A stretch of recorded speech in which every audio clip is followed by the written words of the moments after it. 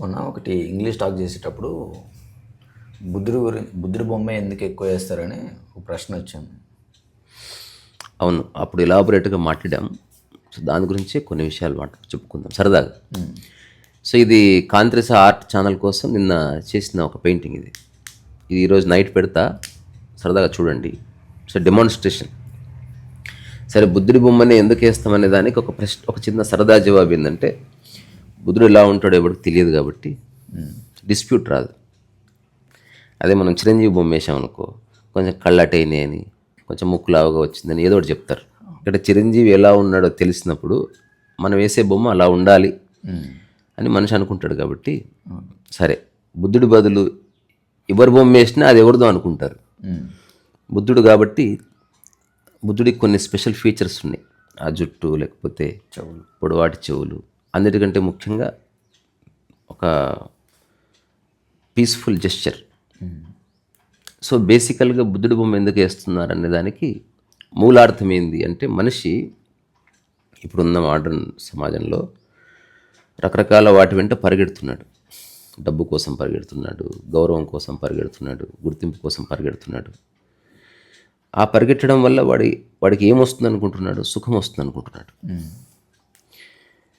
So పరిగెత్తకపోయినా అది ఉంది అని చెప్పడానికి బుద్ధుడు ఉన్నాడు అనమాట. ఓకే, అంటే మనిషి అభిలషించే మొదటి అండ్ అంతిమ స్థితి ఏదైనా ఉందంటే ప్రశాంతతనే.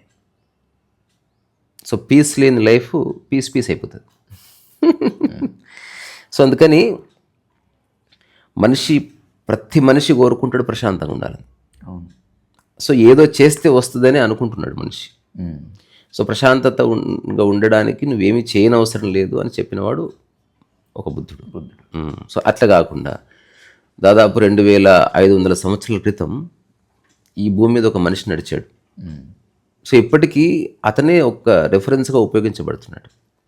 పీస్ అనగానే మనకు బుద్ధుడు గుర్తొస్తాడు కదా. అలెగ్జాండర్ ఒక దానికోసం గుర్తొస్తాడు. అంటే వాళ్ళు ప్రొఫౌండ్గా సమాజం మీద ఒక ముద్ర వేశారు. అది ఎప్పటికీ చెరిగిపోదు. ఈ భూమి ఉన్నంత వరకు బుద్ధుడు ఉంటాడు. సో ఇనిషియల్ డేస్లో బుద్ధుడి పెయింటింగ్స్ ఎవరు వేసేవాళ్ళు కాదు. అది రీసెంట్ ఏమంటారు అప్డేట్. ఇనిషియల్గా బుద్ధుడు అంటే ఏది ప్రశాంతంగా ఉందో అదంతా బుద్ధుడే. ఉదాహరణకి కదలకుండా ఉన్న కుర్చీ ఫోటో వేసినా అది బుద్ధుడే, కానీ దాంట్లో జీవం లేదు. సో కదులుతున్న చెట్టు పెయింటింగ్ వేసినా కూడా అది బుద్ధుడే, ఎందుకంటే కొన్ని సంవత్సరాలుగా స్థిరంగా ఉంది అని చెప్పడానికి. సో ఎక్కడెక్కడ నిశ్చలత, ఎక్కడెక్కడ స్థిరత్వము, ఎక్కడెక్కడ ప్రశాంతత ఉంటుందో అదన్నీ బుద్ధత్వానికి ప్రతీకలే. సో బుద్ధుడు ఒక మనిషి కాదు. అందుకని ఎవరు ఎలా వేసుకున్నా, ఎవరు ఎక్కడ ఏ దేశంలో వేసినా కొన్ని ఫీచర్స్ ఖచ్చితంగా మెయింటైన్ చేస్తారు. ఎక్కడ కూడా బుద్ధుడి కనుబొమ్మలు ముడుచుకున్నట్టుగా కనబడదు. కనుబొమ్మలు విప్పారి ఉంటాయి ఇట్లా. తర్వాత అరమోడుపు కందులు ఉంటాయి. మనకి దాన్ని తెలుగులో చెప్పాలంటే అర్ధనిమీలిత నేత్రాలు, లేకపోతే స్కైలైట్ స్టేట్ అని చెప్తారు. అంటే సంధ్యా సమయం. అంటే అట్లా పగలు కాదు, అట్లా రాత్రి కాదు. ఆ సమయాన్ని చెప్పడానికి బుద్ధుడిని చెప్తారంటే ఎలా చెప్పొచ్చు, ఒక చిన్న పిల్లవాడు నిద్రపోతున్నాడు అనుకో, ఆ నిద్రపోతున్న పిల్లవాడు గాఢ నిద్రలో ఉన్నప్పుడు అరమోడుపు కందులే ఉంటాయి. అంటే నువ్వు చూస్తున్నావు కానీ చూడట్లేదు, నువ్వు చూడట్లేదు కానీ చూస్తున్నావు, నువ్వు చూస్తున్నావు కానీ చూస్తున్న దాని మీద నీకు ఏ అభిప్రాయం లేదు. తద్వారా నీ ప్రశాంతత నిలబడ్డది. మనిషి ప్రశాంతత ఎందుకు పోతుంది? తను చూస్తున్నాడు, చూడగానే ఆ చూస్తున్న దాని గురించి తను ఏదో కథ అల్లుకుంటున్నాడు, అట్లా ప్రశాంతత పోతుంది. సో బుద్ధుడు అంటే ఎవరు? తను ఏది చూసినా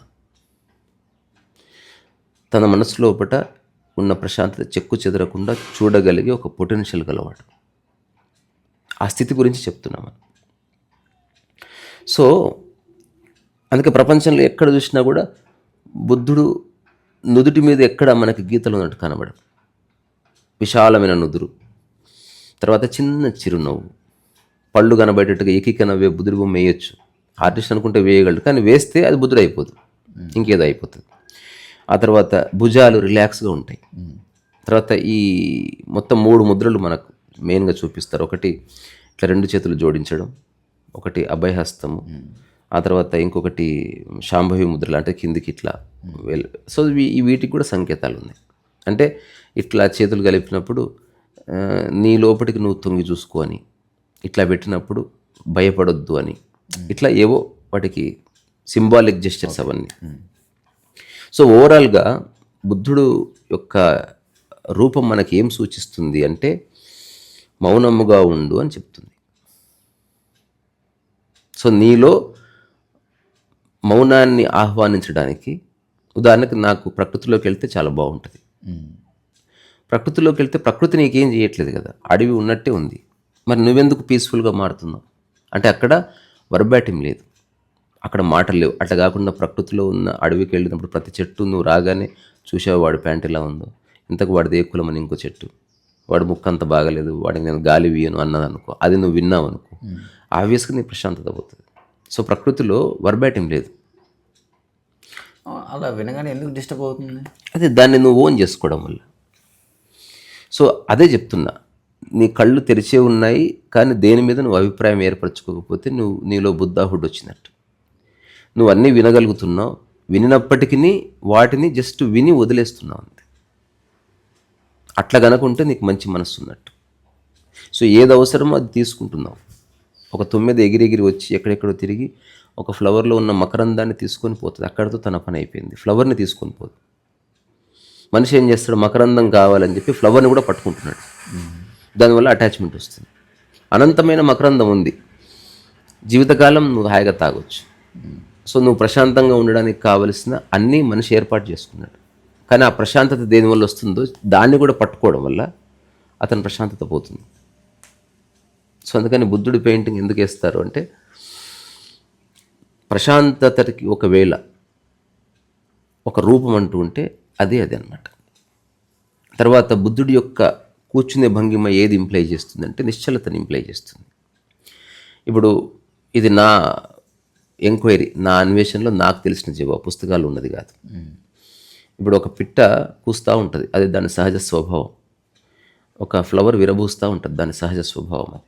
గాలి వీస్తూ ఉంటుంది, దాని సహజ స్వభావం అది. ఒక మామిడి చెట్టు కాయలు ఇస్తూ ఉంటుంది, దాని సహజ స్వభావం అది. సో మరి కోతి ఈ కొమ్మ నుంచి ఆ కొమ్మ మీదకి దుంకుతూ ఉంటుంది, దాని సహజ స్వభావం అది. అది ప్రాక్టీస్ చేస్తారు. సహజ స్వభావం అంటే వితౌట్ ప్రాక్టీస్ ఏది ఉందో అదే అని. పైన వెనక ట్యూటర్ ఎవడు లేడు. అంటే ఇలా చెయ్యి, ఇలా గెంతు అని ఒక్క కోతికి ఎవడు చెప్పట్లేదు. కానీ అద్భుతంగా ఈ కొమ్మ నుంచి ఆ కొమ్మ మీద దుంకి అట్లా తోకతోనో లేకపోతే ఒక్క చేతినో అట్లా వేలాడి మళ్ళీ హఠాత్తుగా కొమ్మ విరిగిపోతే కూడా నేల మీద పడకుండా మళ్ళీ జంప్ చేసి ఇంకో కొమ్మను పట్టుకొని పోతుంది. అదే ఒక మనిషికి జిమ్నాస్టిక్స్ నేర్పించాలంటే, జిమ్నాస్టిక్స్ అంటే ఆల్మోస్ట్ మనిషిని కోతిని చేయడమే. ఎంత ప్రయత్నము, ఎన్ని కోట్ల రూపాయలు, ఎంతమంది ట్రైనర్సు, దానికి ఎన్ని రకాల ఆహార నియమాలు. కోతి ఏ ఆహార నియమాలు పాటించదు, ఎంత బాగా ఎగురుతుంది చూడు. ఒకవేళ ఒక చింపాంజీ కనుక జిమ్నాస్టిక్స్లోకి వెళితే 2 నిమిషాల పథకాలు కొట్టుకొచ్చేస్తుంది. కానీ దానికి ఇంట్రెస్ట్ ఉంది, అట్లా ఎగురుకుంటూ వెళ్ళిపోతుంది. ఒకవేళ ప్రకృతిలో ఉన్న ప్రతి ప్రాణికి సహజాతాలు ఉన్నాయి, అంటే సహజంగా అవి చేసే పనులు, సహజంగా అవి ఎక్స్ప్రెస్ చేసే విధానాలు ఉన్నాయి. ఒకవేళ మనిషి ఇప్పుడున్న ప్రపంచంలో కనుక లేకుండా అడవి మనిషిలాగే ఉన్నాడు అనుకుందాం, అంటే సంస్కరించబడకుండా ఉంటే కనుక అప్పుడు ఆ మనిషి యొక్క స్థితి ఏమిటి, అతని యొక్క సహజ స్థితి ఏమిటి అనేది రియల్ క్వశ్చన్. ఇప్పుడు ఫ్లవర్ యొక్క సహజ స్థితి విరబోయడం, ఒక చెట్టు యొక్క సహజ స్థితి దాన్ని కాయలు ఇవ్వడం, సహజంగా వస్తుంది. గవర్నమెంట్లు మారినా లేకపోతే ఈ దేశమైనా ఆ దేశమైనా వాతావరణం ఎలా ఉన్నా తను సహజంగా ఒక కాయను మన ముందు పడేస్తుంది. అది ఎప్పుడు తన ఆత్మకథలో ఎంతో కష్టపడి కాయలు నేను ఇచ్చానని రాసుకోవాల్సిన అవసరం లేదు, అది న్యాచురల్గా వస్తుంది. ఒక చిన్న పిల్లవాడు కిలకిల నవ్వుతాడు, న్యాచురల్గా అతను. ఒక చిన్న పిల్లవాడు పుట్టగానే స్తనం పట్టుకొని పాలు తాగుతాడు, సహజ స్థితిలోనే వచ్చింది అది. దానికి ట్రైనింగ్ అక్కర్లేదు, ఎలా పాలు తాగాలి అని ఎవరు ట్రైనింగ్ ఇవ్వలే, అట్లా వచ్చేసింది. ఒకవేళ మనిషి యొక్క కోర్లో సహజ స్థితి ఏమిటంటే ఎట్టి పరిస్థితుల్లో తన ప్రశాంతతని కోల్పోకుండా తినడానికి మధ్య ఏ పని చేయకుండా అట్లా కదలకుండా నిశ్చలంగా కూర్చోగలడు. దాన్ని మనకి పరిచయం చేసిన వాడే బుద్ధుడు అనమాట. తర్వాత బుద్ధుడు ఒక స్పిరిచువల్ సైంటిస్టు. అప్పటి వరకు బుద్ధుడు తన యొక్క వాణిని వినిపించినంత వరకు మనసుని కట్టివేయడం అన్నది అంత ఆషమాషి కాదని మన పూర్వీకులు అనుకున్నారు. So it is very difficult to control the mind. So అందుకే మనకు పాత సినిమాలు చూస్తే చుట్టుపక్కల నిప్పులు పెట్టుకొని మంటలు పెట్టుకొని ఒక ఋషి ఒంటికాల మీద తపస్సు చేస్తూ ఉంటాడు. చాలా చలి ఉన్న కొండల్లో వెళ్ళి అక్కడ తపస్సు చేస్తూ ఉంటాడు. అంటే మనస్సుని నియంత్రించడానికి చాలా ప్రయత్నం చేశారు. సో బుద్ధుడు కూడా తన రాజ్యం నుంచి పారిపోయి రకరకాల గురువులను కలుసుకున్న తర్వాత he discovered few interesting things. Okay, అసలు మనస్సుని కట్టివేయడానికి ఏమీ చేయని అవసరం లేదు. Just focus on one thing and mind disappears అన్నాడు. ఆలోచన యొక్క సరళి మొత్తం ఆగిపోతుంది. అంటే ఎలా అర్థం కాదు. ఏదైనా ఒక అంశం మీద నీ దృష్టి నిలుపు. ఫర్ ఎగ్జాంపుల్ ఏదైనా అందుకే శ్వాస మీద ధ్యాస అన్నారు. అంటే అది మళ్ళీ బయట అంటే చెట్టు మీద దృష్టి పెడితే చెట్టు కదిలింది అనుకో, మళ్ళీ నీ మనసు కదులుతుంది. ఆ చెట్టు నాది కాదు నీది కాదని ఆలోచిస్తుంది. నీదైనది నీ శ్వాస. అది వస్తుంది పోతుంది. ఇప్పుడు నీ ఫోకస్ జస్ట్ ఆ బ్రీత్ వచ్చిపోయే దాని మీద పెట్టు. మళ్ళీ క్వశ్చన్ అక్కర్లే, ఈ బ్రీత్ ఎక్కడి నుంచి వస్తుంది, ఈ గాలికి వారసులు ఎవరు, ఇట్లాంటివి అక్కర్లేదు. జస్ట్ బ్రీత్ మీద ఫోకస్ చేస్తే చాలు, నీ మనసు నిలబడిపోతుంది. కానీ ఇది అల్టిమేట్ సొల్యూషన్ కాదు. అది ఓన్లీ నీకు ఒక సూచన చేస్తుంది, ఇలా చేస్తే మనసు నిలబడుతుంది అంతే. ఇప్పుడు ఈ బ్రీత్కి నీ థాట్ ప్రాసెస్కి నీ హృదయ స్పందనకు ఉన్న సంబంధాన్ని గుర్తించు. అంటే అలా చేసినప్పుడు ఆ కాసేపటి వరకు అలా ఉంటుందా, లేదంటే కాసేపటి వరకే ఉంటుంది.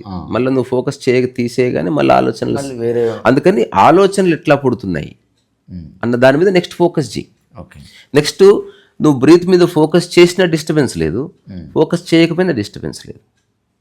అందుకని సరదాగా నువ్వు ఎక్కడో ఇంట్లో ఉన్నావు, అక్కడ ఎవరెవరో ఏదో మాట్లాడుకుంటున్నారు. ఆ మాటల యొక్క ప్రభావం నీ మనసు మీద పడుతుంది. నువ్వు ఇమ్మీడియట్గా నువ్వు ఏదన్నా ఒక చిన్న దాని మీద నీ మనసు ఫోకస్ చేయి. అప్పుడు నువ్వు వింటూ ఉంటావు, కానీ నీ మనసులో డిస్టర్బెన్స్ ఉండదు. బికాస్ నీ మైండ్ ఇంకొక కార్యక్రమంలో నిమగ్నమైంది. అది అట్మోస్ట్ మీనింగ్లెస్ థింగ్. అది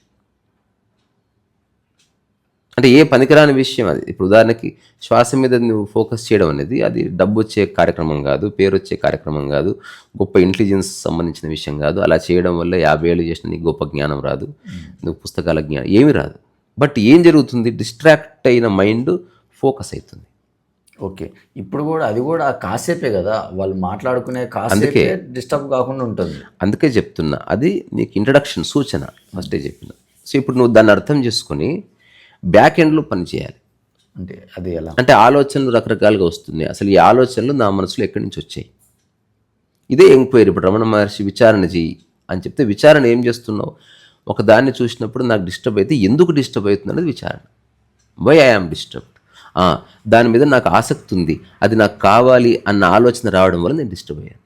ఎగ్జాంపుల్, కారు చూసావు, కారు చూడగానే ఆ కారు నాకు కావాలనిపించింది. ఆ కావాలి అనగానే దాన్ని నువ్వు కొనాలంటే దానికి కావాల్సిన డబ్బు నీ దగ్గర లేదు. ఆ డబ్బు నీ దగ్గర లేదు కాబట్టి ఈ డబ్బు ఎట్లా సంపాదించాలని ఆలోచన వచ్చింది.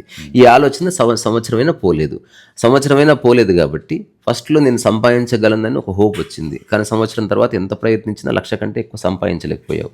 అందుకని డిస్టర్బెన్స్ వచ్చింది. అందుకని కారు పట్ల నీకు అసలు ఆసక్తి ఎందుకుంది అన్నదాన్ని నువ్వు బ్రేక్ చేయగలిగితే ఇవేది ఉండదు ఇంకా.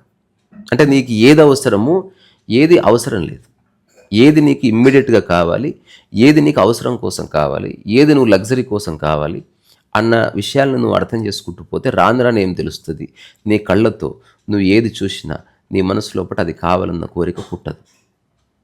అప్పుడు ఓన్లీ చూడడమే ఉంటుంది. ఇప్పుడు ఎవరన్నా కారుని చూడంటే చూశాను, బాగుంది అని మళ్ళీ విషయంలోకి వస్తావు. అట్లా కాకుండా కారు పట్ల నీకు ఒక రకమైన అభిరక్తి, ఆసక్తి ఉందనుకో, అప్పుడు ఏం చేస్తావు, ఆ కారు వెంబడి నీ మనసు పోతుంది, ఆ కారుని నీ మనసు క్యాప్చర్ చేస్తుంది. ఆ కారు మన ఇంట్లో ఉంటే బాగుంటుంది అంట. అంతలో ఎవరో మన బామ్మర్ది కూడా అలాంటి కారే ఉంది, ఏదైనా మన కుటుంబంలో ఎవరి దగ్గర లేనిది నా దగ్గర ఉండాలి, ఇవన్నీ వచ్చి ఇప్పుడు నీ మనసులో గందరగోళం స్టార్ట్ అవుతుంది. సో అందుకని బుద్ధుడు పెయింటింగ్ వేసే ఎవరైతే ఉన్నారో వాళ్ళు బుద్ధుడి యొక్క క్యారెక్టరిస్టిక్స్ని అర్థం చేసుకొని చేస్తున్నారు, ఒకటి. రెండోది, బుద్ధుడి పెయింటింగ్ని ఎవరైతే చూస్తున్నారో వాళ్ళు ఇమ్మీడియట్గా పీస్ని ఎక్స్పీరియన్స్ చేస్తున్నారు. అందుకే బుద్ధుడి పెయింటింగ్ కొనబడుతూనే ఉంటుంది భూమి మీద. ఎవరన్నా పెయింటింగ్లో సక్సెస్ కావాలంటే బుద్ధుడు చాలు, నువ్వు ఓన్లీ అదొక్కటి ప్రాక్టీస్ చేయి. దాన్ని రకరకాలుగా వేయి. ఆకుల మధ్య బుద్ధుడు, పూల మధ్య బుద్ధుడు, తెల్ల బుద్ధుడు, నల్ల బుద్ధుడు, రంగుల్లో బుద్ధుడు, సాఫ్రాన్ రోబుల బుద్ధుడు, వైట్ కలర్లో బుద్ధుడు, బుద్ధుడి వెనుక ఒక సర్కిల్ వేసి బుద్ధుడు, నీకు డ్రాయింగ్ బాగా వస్తే రకరకాల బుద్ధుడి చరిత్రను వేసి బుద్ధుడు, సో ఎందుకు సేలబిలిటీ ఉంటుంది దానికి, ఎందుకు ఒక యాక్సెప్టబిలిటీ ఉంటుంది? Because every one wants to be peaceful. అంతకుమించి కారు అందరికీ కొనలేరు, ఎందుకంటే దానికి డబ్బు కావాలి. నువ్వు చూస్తే ప్రశాంతత వస్తుంది. అడవికి వెళ్తే ఎట్లా ప్రశాంతత వస్తుందో, ప్రశాంతత ఎందుకు వస్తుందని ఎవడు ఆలోచించాడు తెలుసా? నేను అడవికి వెళ్ళినప్పుడు నాకు ఎందుకు ప్రశాంతంగా, అనవసరం అది. తింటే అరిగింది, ఎందుకు నాకు అరుగుతుంది, అనవసరం అది. పడుకుంటే గాఢ నిద్ర వచ్చింది, ఎందుకు నాకు అనవసరం అది.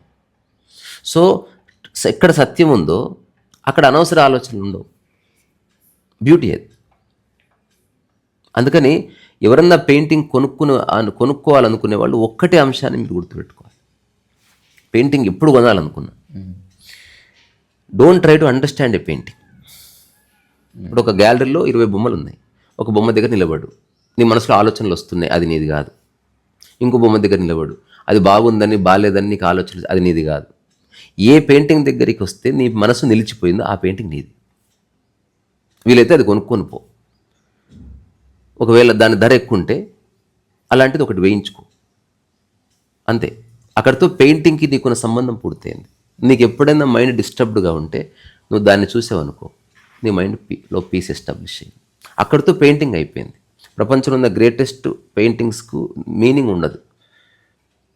ఎట్లయితే ఆకాశానికి అర్థం లేదో, ప్రకృతికి అర్థం లేదో, అట్లాగే పెయింటింగ్ కూడా అర్థం లేదు. అర్థం వచ్చిన మరుక్షణమే పెయింటింగ్ చచ్చిపోతుంది. అందుకని ఇప్పుడు నా పెయింటింగ్స్ ఎవరైతే కొనాలనుకుంటున్నారో, don't try to understand my paintings. ఎందుకంటే నాకే తెలీదు అదేందో. చాలామంది పెయింటింగ్ని ఎక్స్ప్లెయిన్ చేస్తారు, స్టూపిడిటీ అది. Don't explain your painting. నేను పుస్తకం రాస్తే పుస్తకంలో ఏముందని అడుగుతారు. ఏముంది అని చెప్పకూడదని పుస్తకం రాశాను. వీలైతే చదువుకో, లేకపోతే చదవకు, నన్ను అడగొద్దు. ఇంకా నేను రాసిందే నేనేం చెప్పొద్దని, నేను పెయింటింగ్ వేసిందే చెప్పొద్దని. ఇప్పుడు వంట చేసి ఎలా చేసావు ఎవరికైనా చెప్తావా? చెప్పొద్దని చేసావు. పిల్లల్ని కన్నావు, ఎలా కన్నాను ఎవరికైనా చెప్పావా? చెప్పొద్దని కానీ ఆడబెట్టావు. మళ్ళీ చెప్పడం ఏంటి? ఇప్పుడు ఒక శిలాఫలకం ఇనాగ్రేషన్ అయింది, దాని మీద మన గౌరవ ముఖ్యమంత్రి రేవంత్ రెడ్డి ఇనాగ్రేషన్ చేశారు. మళ్ళీ ఎవరు చేశారని అడగొద్దనే అది రాసి పెట్టారు. సో పెయింటింగ్ చూసినప్పుడు ఇంకా నీ మనసులో ప్రశ్నలు వస్తున్నాయి అనుకో, నీకు విషయం అర్థం కాలేదని. అప్పుడు నువ్వు అనవసరంగా సంబంధం లేని టాపిక్ చర్చలోకి తీసుకొస్తున్నావు. అందుకని అన్నీ నీకు నచ్చాలని లేదు, అన్నీ నీకు ఒకడికి జలపాతం నచ్చితే కూర్చుంటే ప్రశాంతత, ఒకడికి చెట్ల మధ్యన కూర్చుంటే ప్రశాంతత, ఒకడికి విశాలమైన ఆకాశం కూర్చుంటే ప్రశాంతత, ఒకడు జంతువులతో ఉంటే ప్రశాంతత, ఒకడికి అమ్మతో కూర్చుంటే ప్రశాంతత, ఒకడు ప్రియురాలి కౌగిలో నలిగిపోతే ప్రశాంతత. ఏది నీకు ప్రశాంతతనిస్తుందో దాన్ని ప్రశ్నించకు, దాన్ని యాక్సెప్ట్ చేయి అండ్ మూవ్ ఆన్. ఈ ప్రపంచంలో చాలామంది ఆర్ట్ కలెక్టర్స్ ఉన్నారు. వాళ్ళు మెయిన్లీ ఈ అంశంతోనే పెయింటింగ్ని పికప్ చేస్తారు. ఏది చూసినప్పుడు వాళ్ళ మైండ్ ఆగిపోయిందో అది వాళ్ళది. వాళ్ళ దగ్గర ఆర్థిక సమృద్ధి ఉంది కాబట్టి. రెండోది, ఏది చూస్తే నీ మనసు ఆగిపోయింది కానీ అది కొనలేవు, అందుకని హాయిగా చూసుకొని పో. దాన్ని ఫోటో తీసుకొని దాన్ని ఫ్రేమ్ చేసుకొని చూసుకో. కొనాలని రూల్ ఏం లేదు, బికాజ్ చూసినప్పుడు నీ మనసు ఆగిపోయింది. రెండోది, ఏది చూసినప్పుడు నీ మనసు ఆగిపోయిందో అట్లా నువ్వు ఉండే ప్రయత్నం చెయ్యి. బుద్ధుడి పెయింటింగ్ని అప్రిషియేట్ చేయకు. ఒక దాంట్లో అప్రిషియేట్ చేసే లక్షణం నీకుందని తెలిసినప్పుడు ఆ క్వాలిటీస్ కూడా నీలో దింపుకో. అట్లా. సో బుద్ధుడు ఎలా ఉంటాడో ఎవరికి తెలియదు. Probably he's from Nepal, Tibet, అక్కడ ఒక గూర్ఖలాగా ఉండొచ్చు. అంటే మనం అనుకున్నట్టుగా అందంగా ఉండకపోవచ్చు. రెండోది, బుద్ధుడి యొక్క పెయింటింగ్స్ ఒక్కొక్క దేశం వాళ్ళు ఒక్కొక్కలా వేస్తారు. తర్వాత కొందరు అధివాస్తవికంగా కూడా వేస్తారు. బుద్ధుడిని భగవానుడిగా భావించి వేసిన చిత్రాలు కూడా ఉన్నాయి. బుద్ధుడిని ఒక భిక్షకుడిగా మార్చి వేసిన బొమ్మలు ఉన్నాయి.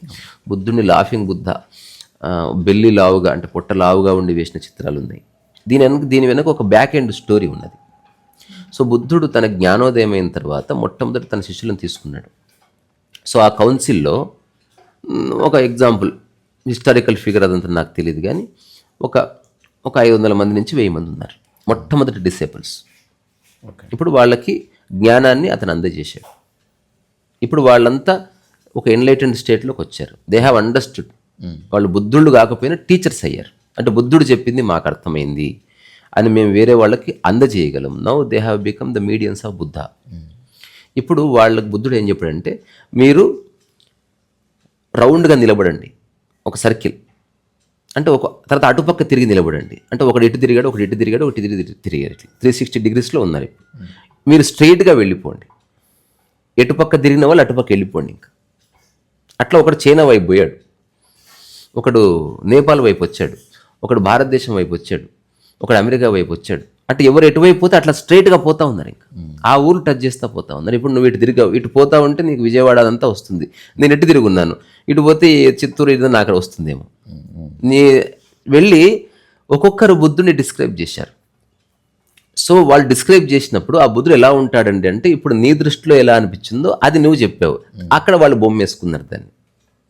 సో బుద్ధుడు బొద్దుగా చూశాడు, ఒకడు గుండుగా చాలా బాగుంటాడు ఆయన ఎప్పుడు ఇట్లా పెట్టుకున్నాడు, అట్లా చూశాడు అతను. అది చెప్పగానే అక్కడ అటువంటి బొమ్మ ఏర్పడ్డది. ఒకడు అన్నాడు బుద్ధుడికి రూపం లేదు, నేను బుద్ధుడి శరీరాన్ని ఎప్పుడు చూడలే, అక్కడ ఏ పెయింటింగ్ లేదు. ఇంకొకడు అన్నాడు బుద్ధుడు అంటే బుద్ధుడు కాదండి, అదొక స్థితి, ఆకాశమే బుద్ధుడు, అక్కడ పెయింటింగ్స్ వచ్చాయి. ఇంకోటి అన్నాడు బుద్ధుడు అంటే బోధి వృక్షము బుద్ధుడు రెండు వేరు కావు, రెండు స్థిరంగానే ఉన్నాయి, రెండు నిశ్చలంగా ఉన్నాయి. అందుకని బోధి వృక్షం చాలు మనకి. సో బోధి వృక్షం పెయింటింగ్స్ వచ్చాయి. తర్వాత బుద్ధుడు అంటే ప్రకృతికి ప్రతీక, అది విరభూతకు ప్రతీక, ఒక లోటస్ పాండ్ వచ్చింది. సో ఒక్కొక్కరు ఒక్కొక్కటి రెఫరెన్స్గా తీసుకున్నారు. ఇప్పుడు ఇదెందుకు వచ్చింది? అది మళ్ళీ బుద్ధుడు ధ్యానం చేస్తున్న టైంలో నత్తలు వచ్చి కూర్చుని ఏదో కథ చెప్తారు, కూర్చుంటే కూర్చొని, దాంతో నాకు సంబంధం లేదు. తర్వాత చెవులు పొడుగ్గా ఎందుకంటే జ్ఞానానికి ప్రతీక. ఇప్పుడు ఎవరైనా మెమరీ లాస్ ఉందనుకోండి, ఏదన్నా ఒకటి చదువుతున్నప్పుడు ఈ చెవితెమ్మ గట్టిగా ఒత్తుకోండి, ఇట్లా ఒత్తుకొని చదివిన తర్వాత వదిలేయండి. మీరు రాత్రి కూడా పడుకొని ఏదన్నా ఒక శ్లోకం, చాలా కఠినమైన శ్లోకమే, చెవితమ్మ ఒత్తుకొని టెస్ట్ చేయండి. ఇప్పుడే మీరు ఆశ్చర్యపోతారు, మీ మెమరీలో అది యాక్టివేట్ అవుతుంది, మీ మెమరీలో అది కూర్చుంటుంది, మీకు తెలియకుండా అది మీ మెమరీలో మీకు రిఫ్లెక్ట్ అవుతుంది, మీరు చదివేస్తారు. అందుకే మనకు చిన్నప్పుడు క్లాస్ రూమ్లో కూడా గుంజీలు తీయమంటే చెవితెమ్మలు పెట్టుకొని గుంజీలు తీస్తారు. అంటే ఏ సబ్జెక్ట్ మీద వాడికి ఇంట్రెస్ట్ ఉందో ఆ సబ్జెక్ట్ని వాడు చెప్తూ గుంజీలు తీయమంటే ఇట్లా తీయొచ్చు కదా, ఇట్లా బస్కిలు చెవితెమ్మలు ఖచ్చితంగా పట్టుకోవాలి. ఆ తర్వాత సార్ కొట్టినప్పుడు కూడా చెవితెమ్మను పట్టుకొని కొడతారు, లాగుతారు, ఇట్లా గట్టిగా ఒత్తి అడుగుతారు, చదువు పద్యం చదువు అంటే వాడు చదువుతూ ఇప్పుడు చెవితెమ్మ ఒత్తడం వల్ల అది రిజిస్టర్ అవుతుంది. సో మన బాడీ అంతా సెంటర్సే, ఎనర్జీ సెంటర్సే అవి. ఒక్కొక్క చోట ఉదాహరణకి పెళ్ళైనప్పుడు మెట్టెలు పెడతారు, కాలికి చేతికి కడియం పెట్టొచ్చుగా, మెట్టెలు ఎందుకు పెడుతున్నారు అంటే ఆ మెట్టెకి అండం రిలీజ్ అయ్యే ఒకనొక నరానికి సంబంధం ఉంది. సో ఆ మెట్టె పెట్టడం వల్ల, ఉదాహరణకు మెట్ట పెట్టిన తర్వాత పిల్లలు కాలేదనుకుంది, లేడీస్కి తెలిసిన మ్యాటర్, నేను లేడీస్ని అడిగి తెలుసుకొని చెప్తున్నాను. పిల్లలు కాలేదండి అని అడుగుతారు. అప్పుడు ఏం చేస్తారంటే కంసురుని దగ్గరికి పంపిస్తారు. కంసురుని దగ్గరికి ఎందుకు పంపిస్తారు? అతను మెట్టె టైట్ చేస్తాడు, మెట్టె టైట్ చేసినప్పుడు ఇక్కడ ఓపెన్ అవుతుంది. ఆ తర్వాత వాళ్ళు శృంగారం చేస్తే అండానికి శుక్రకణానికి సంయోగం జరిగి సంతానం జరుగుతుంది. దానికి ఒక పద్ధతి ఉంది. తర్వాత ఎవరన్నా ఫోకస్ లేకపోతే నుదుటి మధ్యన ఈ ఆజ్ఞాచక్రంలో అట్లా టచ్ చేస్తారు. ఎక్కడ టచ్ చేసినా నీకు ఫోకస్ రాదు, ఒక దగ్గర టచ్ చేస్తే ఫోకస్ వస్తుంది. ఆ తర్వాత శభాష్ అన్నప్పుడు అరికాలం ఇట్లా కొట్టొచ్చు కదా, భుజం మీద కొడతారు. భుజం మీద ఎందుకు కొట్టాలి? చేయికి నెత్తి అందింది, పిర్ర అందింది, భుజమే ఎందుకు అంటే అక్కడ కొట్టినప్పుడు అప్రిసియేషన్ రిసీవ్ చేసుకోబడుతుంది. దానికి ఒక పద్ధతి ఉంటుంది. అదే ఉదాహరణకు శృంగార భావన, నడుమును గిల్లుతారు, చాలా సినిమాలు నడుమును గిల్లుతారు, ముక్కు ఎందుకు గిల్లట్లే, చెవు ఎందుకు గిల్లట్లే, అది శృంగారానికి సంకేతం కిందికి రాలేదు. సో ఎక్కడ గిల్లితే శృంగార భావన యాక్టివేట్ అవుతుందో అది నడుము. ఇంకా కొన్ని ఉన్నాయి కానీ సెన్సార్ ప్రాబ్లం వల్ల టచ్ చేయరు, అది ఎవరిష్టం వాళ్ళది అట్లా. సో అందుకని శరీరంలో ప్రతి భాగం, ఇప్పుడు గౌరవభావంగా కాళ్ళను ముట్టుకుంటారు, గౌరవం నాకు మీరు చాలా గౌరవం తెత్తి మీరు ఇట్లా అనొచ్చు కదా, అట్లా చేస్తే అది అనిపించదు కదా. ఇప్పుడు ఎవరో నచ్చారు, ఇట్లా కన్ను కొడతారు, ఇట్లా కన్ను కొట్టే బదులు నోరు కొట్టొచ్చు కదా, ఇట్లా అనొచ్చు కదా. ఏదో టచ్ చేస్తే అప్పుడు సంకేతం రాదు. బాగుంది అని చెప్పాలి, ఇట్లా అంటారు, బాగుందంటే ఇట్లా అంటారు, అంటే సంపూర్ణంగా ఉంది అని చెప్తున్నాను. అట్లా నేను అక్కడే ఉండు, నేను భయపడకంటే ఇట్లా అంటారు, భయపడకని వేరే విధంగా అన్నారనుకో, అది వేరే అర్థం వస్తుంది. సో ప్రతి జస్ట్ ఇట్లా భయపడకు అని ఇవ్వడం, ఇట్లా అని భయపడకంటారు. తర్వాత అట్లా బుద్ధుడి ముద్రలకు సంబంధించి కూడా పెద్ద సబ్జెక్ట్ ఉంది మనకు. దాదాపు డ్యాన్స్లో కూడా ఆ ముద్రలన్నీ వచ్చేస్తాయి. మళ్ళీ ఒక్కొక్క వాళ్ళ థియరీని బట్టి తీసుకున్నారు. కానీ as for as spirituality and meditation is concern, బుద్ధుడి యొక్క కౌన్సిల్లో ఆయన ఇలా ఉండేదంట. ఆయన వచ్చి ఇట్లా కూర్చున్నాడు అనుకో, దాని అర్థం అందరూ మెడిటేషన్ చేసుకోండి, ఇక్కడ ఎవరు లేరు, మీరు ఒక్కరే ఉన్నారనుకొని మీలోకి మీరు తొంగి చూడండి సందేశం ఇచ్చేసిండు. అట్లా కాకుండా ఇట్లా పెట్టి వచ్చి కూర్చొని బుద్ధుడు సర్దుకొని వచ్చి అందరు కూర్చున్నారు, ఇట్లా అన్నాడు. దాని అర్థం you can ask questions, I'm ready to give answers అని ఇట్లా పెట్టి ఎప్పుడైతే ఇట్లా అన్నాడో అయిపోయింది మీటింగ్, నో మోర్ క్వశ్చన్స్. ఆ తర్వాత ఇట్లా చేయి కిందికి పెట్టి కూర్చున్నాడు, ఏం జరిగినా సాక్షిగా ఉండు అని. సో సంకేతం, మాటలు లేకుండా ఎట్లా జీవితాన్ని మనం అద్భుతంగా జీవించవచ్చు అని చెప్పడానికి బుద్ధుడు ఒక సంకేతం అనమాట. సో అందుకని బుద్ధుడి గురించి నేను కూడా భవిష్యత్తులో బుక్ రాస్తాను, నా ఇంటర్ప్రిటేషన్ ఆఫ్ బుద్ధ. బుద్ధుడు అంటే మనిషి కాదు, బుద్ధుడు అంటే స్థితి. దేనికి చెక్కు చెదరని, అంటే ఇంకా చెప్పాలంటే బాహ్య పరిస్థితుల ప్రభావాలకి ఇంపాక్ట్ కాని ఒకానొక సహజమైన మనోదశ బుద్ధుడు అన్నట్టు. అది ప్రాక్టీస్, తను బయటకు వచ్చిన తర్వాత ప్రాక్టీస్ చేయకుండా వచ్చిన ప్రాక్టీస్. అందరు అంటారు 12 ఏళ్ల సాధన వల్ల బుద్ధుడు జ్ఞానోదయం అని. ఇది అబద్ధాల్లోకి అబద్ధం. ఇది 12 ఏళ్ల సాధన వదిలేస్తే బుద్ధుడు జ్ఞానోదయం అయింది, ఇది సత్యం. ఉదాహరణకి నువ్వు సైకిల్ ప్రాక్టీస్ చేసినావు, 10 years అయింది రాలేదు, 10th year తర్వాత ఆ నెక్స్ట్ డే వచ్చింది. ఇప్పుడు 10 ఏళ్ల సాధన వల్ల సైకిల్ వచ్చిందా, 10 ఏళ్ల తప్పుడు సాధనని వదిలేసి నువ్వు సరిగ్గా చేస్తే వచ్చిందా? తప్పుడు. అందుకని అది లెక్కలోకి తీసుకోవద్దు. కానీ మనిషి ఏం చేస్తాడు, ఎప్పుడు టైంని లెక్కలోకి తీసుకుంటాడు. బుద్ధుడికి జ్ఞానోదయం 1 సెకండ్లోనే అయింది, ఆ 12 సంవత్సరాలు ఇర్రెలెవెంట్. ఓకే, లెక్కలోకి తీసేసుకున్నా ఇప్పుడు మనం అలా చేయాలన్నా ఇదే అంతే అంతే. ఇప్పుడు ఈ చిన్నది చూడు, అభిప్రాయం ఏర్పడకుండా ఉండు, చూడు ఒకసారి. Plain look at everything. అందులో న్యూడిటీ నుంచి, అగ్లీ నుంచి, అందము నుంచి, దైవం వరకు అన్నిటిని చూడు. ఇక్కడ అభిప్రాయం రాకుండా చూడు, దట్స్ ఆల్. నీకు జీవితం అర్థమైతే నీ మనసులో గందరగోళం ఉండదు. ఎందుకు ఉండదు? అటాచ్మెంట్ లేదు. ఏది అవసరం ఏది అనవసరం అని తెలిసిపోయిన తర్వాత ఇంక ఏది నీ మనసులో ఆలోచన క్రియేట్ చేయదు. ఎప్పుడన్నా ఒక రాకెట్ కొనుక్కోవాలి, DRDOకి ఒక రాకెట్ చూడాలబ్బా, ఎప్పుడన్నా భవిష్యత్తులో డబ్బులు ఉంటే కొంటాను ఆలోచన ఒక్కడికన్నా వస్తుందా? అసలు రాకెట్ వద్దన్న ఆలోచన వచ్చేసింది కాబట్టి రాకెట్ గురించి ఎంక్వైరీ లేదు, రాకెట్ గురించి ఇన్ఫర్మేషన్ లేదు, రాకెట్ బొమ్మలు ఇంట్లో పెట్టుకోవడం లేదు, ఎవరిని ఇంటికి వస్తే ఇది కొందాం అనుకుంటున్నానండి అని బాధపడడం లేదు. అది నీ పరిధిలో లేదని తెలిసిపోయింది. ఏదేది నీ పరిధిలో లేదని తెలిసిపోయిందో అదంతా నీవు దాని నుంచి విముక్తి పొందినట్టే. అందుకని భవిష్యత్తులో నేను కూడా బుద్ధుడి పెయింటింగ్స్తో ఎగ్జిబిషన్ చేస్తా. సో చాలామంది కమ్యూనిస్టులు బుద్ధుని ఒకలా చూస్తారు, లేకపోతే బుద్ధిస్టులు బుద్ధుని ఒకలా చూస్తారు, అందులో వజ్రయాన, మహాయాన, హీనయాన బుద్ధిస్టులు బుద్ధుని ఒకలా చూస్తారు. నేను బుద్ధుని అసలు ఎలాగో చూడట్లే, ఆకాశంలో చూస్తున్నాను. ఆకాశంలో మేఘం ఒక్కోసారి ఒక ఆకారంలో జింకలా కనిపిస్తుంది. ఈ పేపర్ అనే ఆకాశం మీద ఇప్పుడు ఒక ఆకారం ఏర్పడ్డది, దానికి ఏ అర్థము లేదు. ఒకవేళ స్థితి ఉంది, ఆ స్థితి ప్రశాంతత, peace, stillness, tranquillity, equilibrium, balance, unwavering బ్యాలెన్స్కి ప్రతీక అనమాట. అందుకని నువ్వు బుద్ధుని పెయింటింగ్ కొని అది కాదు, చిరునవ్వును మర్చిపోకు, బ్రుకుటి ముడిబడనీయకు, అర్ధనిమీల నేత్రాలు చూడకుండా కళ్ళు మోయకు, అలాగని మొత్తం ఓపెన్ చేసి చూడకు. ఇది సింబాలిక్. బుద్ధుడు ఎప్పుడు ఇట్లా కళ్ళు ఇట్లా ఉంటాడని కాదు, దాని అర్థము అతను చూస్తాడు కానీ ఎఫెక్ట్ కాడు, వింటాడు కానీ దాని జ్ఞానముగానే వింటాడు. జ్ఞానం అంటే ఏది నీది ఏది నీది కాదని తెలుస్తున్న స్థితి. పక్కనే కూర్చున్నవాడు అన్నాడు వీడంత బేకుగాడు ఇంకోడు లేడు, అప్పుడు విని జ్ఞానవంతుడు ఏం చేస్తాడు, అది అతనికి ఏదో భావన కలిగింది అని తెలుసుకో, ఇది జ్ఞానం. అట కాకుండా అజ్ఞానం అంటే నన్ను అంటావా నువ్వు, నేను ఎవడో తెలుసా నీకు, అట్లా ఏదో సినిమాలు ఉంటుంది కదా, సినిమా గుర్తులేదు, నేను పులి బిడ్డనంటే పులి మీ ఇంటికి వచ్చిందా అట్లా. సో దేన్ని చూస్తే నీకు ప్రశాంతంగా ఉంటుందో దానికి దగ్గరగా ఉండు. నదిని చూస్తే ప్రశాంతంగా ఉంటే అప్పుడప్పుడు నదిని చూడు.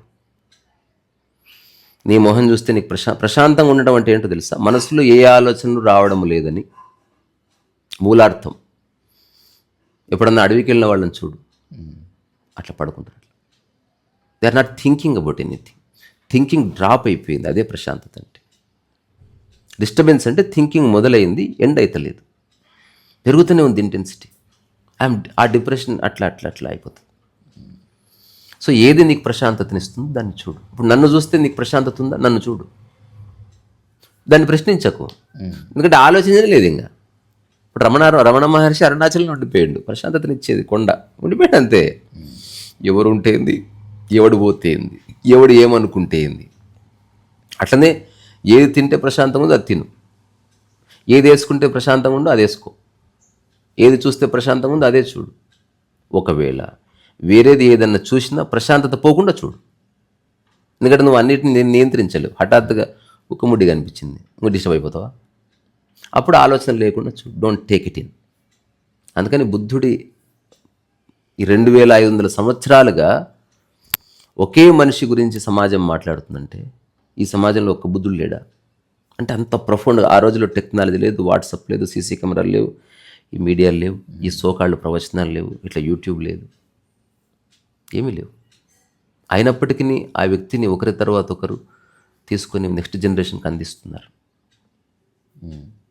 ఒక్కొక్కరు వాళ్ళ ఇంటర్ప్రిటేషన్ పక్కన పెడితే కోర్ ఏమిటి? పీసే. అంటే బాహ్య పరిస్థితుల ప్రభావము తన మనస్సు మీద పడ్డప్పటికీ చెదరకుండా ఉండగలిగిన ఒక స్థితి. దీనికి చాలా అకౌంట్స్ ఉన్నాయి. ఒకసారి ఇంటికి వెళితే వాళ్ళ ఫాదర్ తిట్టాడంట, ఎన్లైటన్ అయిన తర్వాత భిక్ష కోసం పోతే అట్లా చూశాడంట. అట్లా అప్పుడు అంతా అయిపోయిన తర్వాత చెప్పాడంట, నేను మొదటిసారి విన్నాను తిట్లు, ఐఎమ్ నాట్ డిస్టర్బ్డ్ అని చెప్పాడు. తర్వాత ఇంకెవరు అడిగారు, జ్ఞానోదయం పొందాలంటే ఖచ్చితంగా ఇంట్లో నుంచి వెళ్ళిపోవాలంటే కళ్ళు మూసుకొని చెప్పాడంటే అవసరం లేదు, తెలియకపోయాను అన్నాడు. మరి నెక్స్ట్ క్వశ్చన్, మరి ఇప్పుడు ఇంటికి రావచ్చు కంటే ఇప్పుడు నాకు ఇల్లు అనేది లేదన్న. అంటే ఇప్పుడు ఎక్కడున్నా ఇంట్లో ఉన్నట్టే, అందుకని ఇక్కడే ఉండాలని లేదు. చిన్నమ్మ, మా యోగి చిన్నమ్మ దాంట్లో అది కూడా పుస్తకం తీసుకొస్తాం మనం. ఒక బ్యూటిఫుల్ ఇన్సిడెంట్ ఉంటుంది ఆమె లైఫ్లో. ఆమె కూడా రమణ మహర్షి లాగా ఒక గమ్మత్తైన వ్యక్తి. ఆమెకు ఒకరోజు నా అన్నది ఉండకూడదు అని చెప్తుండగా, మరి నా ఇంట్లో ఎందుకున్నా అనిపించి ఇంటికి వెళ్ళి బయటకు వెళ్ళిపోయింది. బయటకు కూర్చుంది. హఠాత్తుగా అనిపిస్తుందంట, అసలు నా అన్నది పోయిన తర్వాత నా ఆ ఇల్లు ఈ ఇల్లు అనేది ఏముంది, ఎక్కడ కూర్చున్నా నాది కాదని తెలుసుకుంటే అయిపోయాయి అని మన ఇంటికి పోయిందంట. అందుకని చూసేవాడికి క్రేజీగా ఉంటుంది, అనుభవించేవాడి యొక్క అవగాహన క్షణక్షణం మారుతూ ఉండి సెటిల్ అవుతుంది అది. అందుకని చూసి నిన్ను అనుకుంటే ఒకలాగా ఉన్నాడు, నాదన్నది లేదని బయట కూర్చుంది ఆమె, మళ్ళీ ఇప్పుడు చూస్తే ఆమె ఇంట్లోనే ఉంది, ఆమెకున్నంత అటాచ్మెంట్ ఎవరు లేదు, ఒక నిర్ణయానికి రావచ్చు. కానీ లోపల ఏం ట్రాన్స్ఫర్మేషన్ జరిగింది దేవుడికి తెలుసు. అట్లా. సో నువ్వు కోపంగా ఉన్న మొహాలను చూసినప్పుడు నీకు టెన్షన్ పెరుగుతుంది, ఏడ్చే వాళ్ళని చూస్తే నువ్వు డిస్టర్బ్ అవుతావు, పీస్ఫుల్గా ఉన్నవాడిని చూస్తే నువ్వు పీస్ఫుల్గా ఉంటావు. నిద్రపోయేవాడిని చూసి డిస్టర్బ్ అయ్యేవాడు ఒక్కలేడు భూమి మీద. సో మెలకువలో ఉండి ఆ నిద్రలో అనుభవిస్తున్న సంపూర్ణ సుఖాన్ని అనుభవించే స్థితినే బుద్ధత్వం అన్నారు. అందుకని బుద్ధుడి పెయింటింగ్ నువ్వు వేసావు, అందరిని అట్రాక్ట్ చేసింది గ్యాలరీలో. Everybody click pictures with the Buddha. దానికి కారణం ఏంది? అక్కడ ఎన్నో ఉన్నాయి కానీ దాన్ని చూస్తారు. అందుకని ఈ డెమాన్స్ట్రేషన్ వీడియో ఆర్ట్ ఛానల్లో పెడతా. తర్వాత ఎవరికైనా కావలిస్తే చెప్పండి, ఫ్రేమ్ కట్టించిస్తాను. ఇది చూడగానే పీస్ అనిపించిందా, అది మీ సొంతం అయిపోయింది అంతే, అది మీదే. సో జస్ట్ ట్రాన్సాక్షన్ అనేది ఓన్లీ నామినల్ అట్లా. సో మనకు ఫ్రేమ్ కోసం ఒక 1000 రూపాయలు అట్లయితుంది.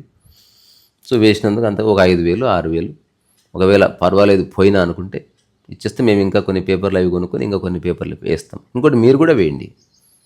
భవిష్యత్తులో అందరం బుద్ధుడి పెయింటింగ్ ఎలా వేయాలో ఒక డెమాన్స్ట్రేషన్ ఉంటుంది, అందరూ వాళ్ళ బుద్ధులను వేసి ఎగ్జిబిషన్ చేస్తాం.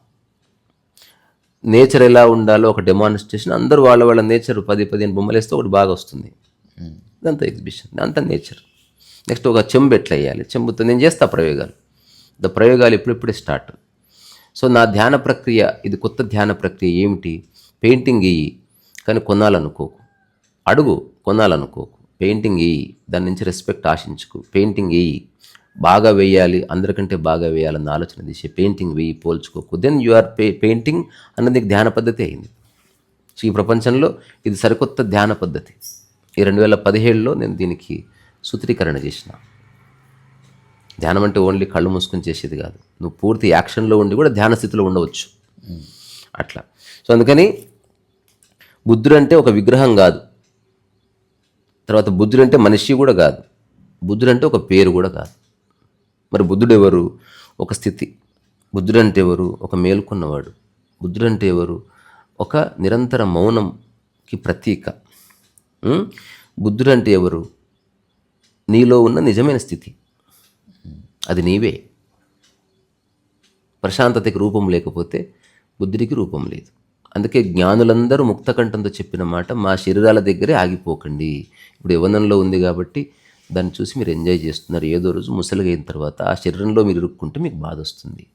సో మీ శరీరాన్ని, నా శరీరాన్ని రెండింటిని లెక్కలోకి తీసుకోకు. ఎందుకంటే ఇది ఎప్పుడో ఒకప్పుడు ముసలిగా పడిపోయేది. ఇంకోటి, when you accept your age, అందులో గ్రేస్ ఉంటుంది. రమణ మహర్షి వీడియో ఎప్పుడన్నా చూడండి, ఇట్లా తల ఊగుతూ ఉంటుంది ఇట్లా. అస్సలు ఆ ఊగుతున్న తల గురించి అతనికి ఏ చింత లేదు అని తెలుస్తుంది. మనిషికి చిన్న గాయం అయితే చింత, నాకెందుకు ఇట్లా గొర్రెల పెంట పోయింది ఇది అట్లా, ఇంకో 2 నిమిషాలు అట్లా. సో రమణ మహర్షి తల ఊగుతూ ఉంటుంది ఇట్లా. ఆ కళ్ళల్లో ఒక అద్భుతమైన నిశ్చలత ఉంటుంది. ఊగుతున్నది తల, కానీ తాను ఊగట్లేదని తెలుస్తుంది. 100% తెలుస్తుంది. నా ఇంటర్ప్రిటేషన్ కాదు, నిజం. ఒక జెన్ స్టోరీ కూడా ఉంటుంది ఇటువంటిది. ఒక ఇద్దరు అమెచ్యూర్ జెన్ మాంక్స్ మాట్లాడుకుంటున్నారంట. లైట్ పెగ్ కూడా వేసి ఉన్నారు. దూరంగా ఒక కట్టె ఉంది, దానికి ఒక ఫ్లాగ్ ఉంది. ఒకడు అన్నాడంట, ఫ్లాగ్ ఊగుతుంది అన్నంట. లేదు లేదు, కట్టె ఊగుతుంది అన్నాడంట. అక్కడి నుంచి జెన్ మాస్టర్ పోతున్నాడు.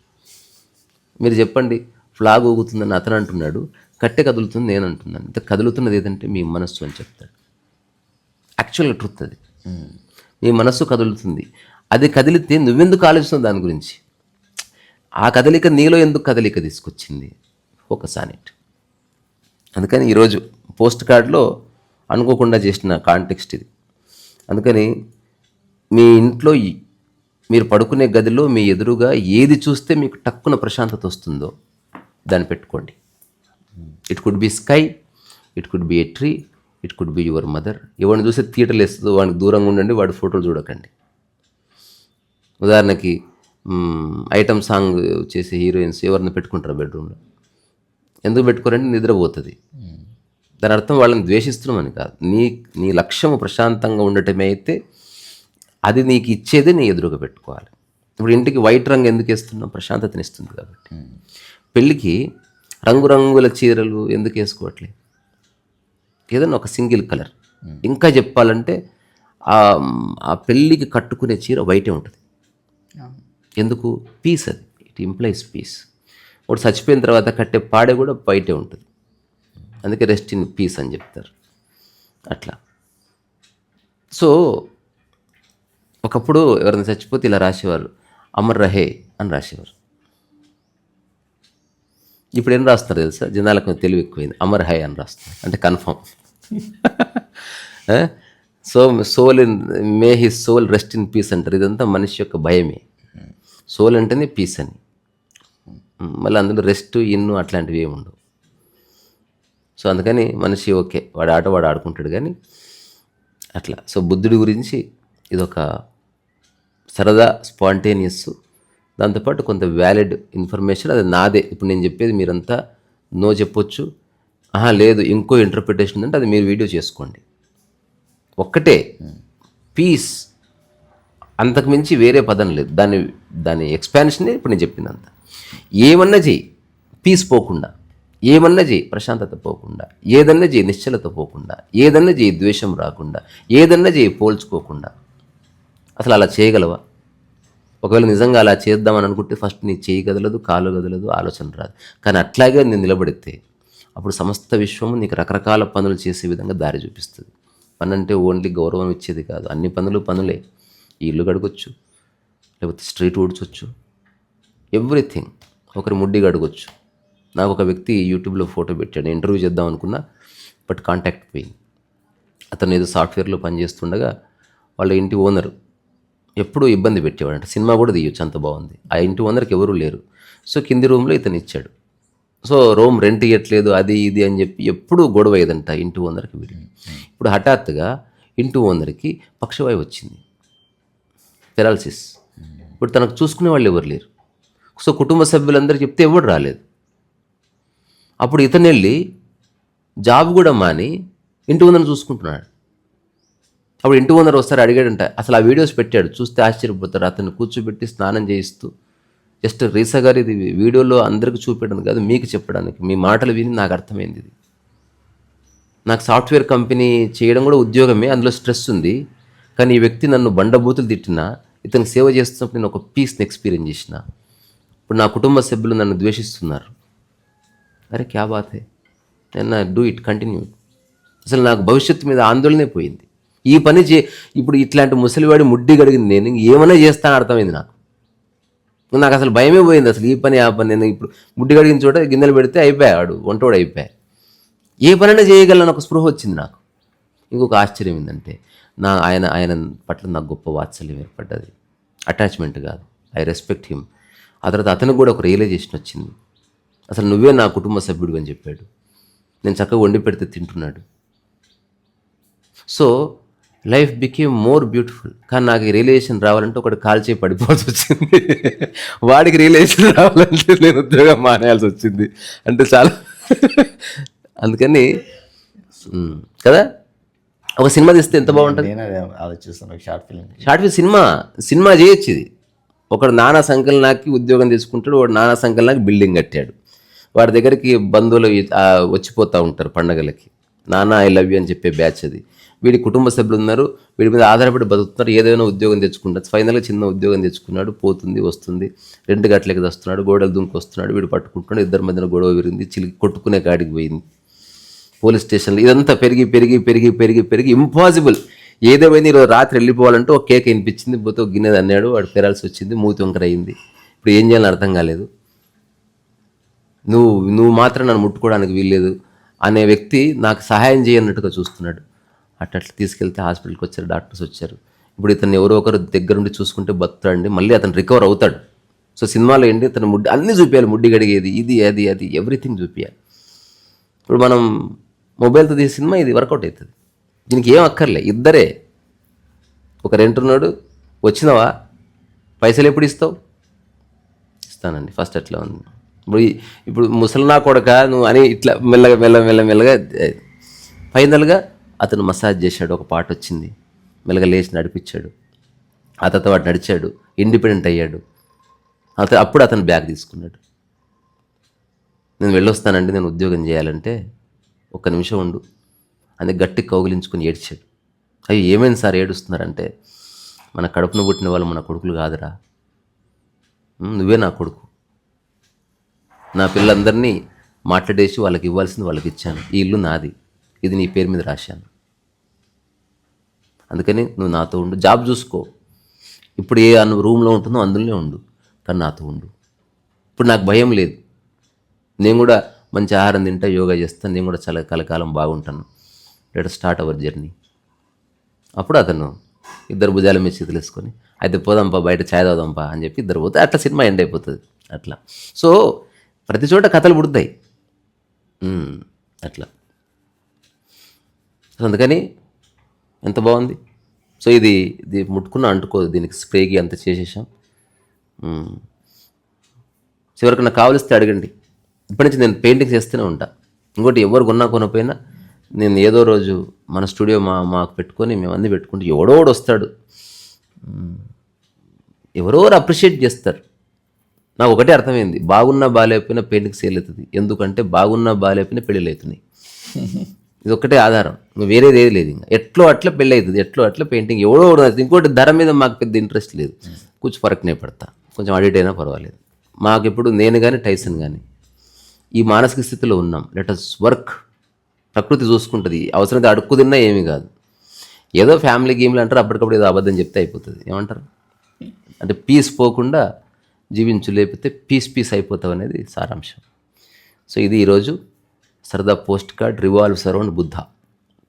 మీరు ఆలోచించండి, నేను చెప్పిన దాంట్లో ఏదైనా వ్యాలిడ్ పాయింట్స్ ఉంటే తీసుకోండి, లేకపోతే లైట్ తీసుకోండి. ఓకేనా?